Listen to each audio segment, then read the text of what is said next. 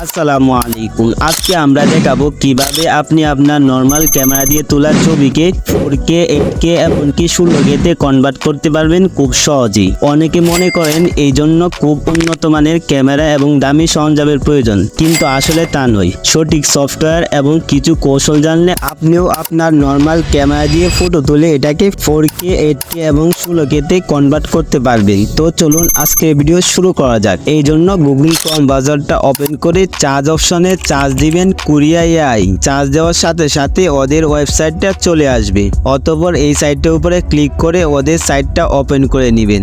দেন open করার পর একটু উপরের দিকে ইনস্টল করে স্ক্রল ইনহ্যান্স এই অপশনটার উপরে ক্লিক করবেন, অথবা এই থ্রি ডট অপশনের উপরে ক্লিক করে ইনহ্যান্স এই অপশনের উপরে ক্লিক করবেন। অতঃপর এই পেজটা ওপেন হবে।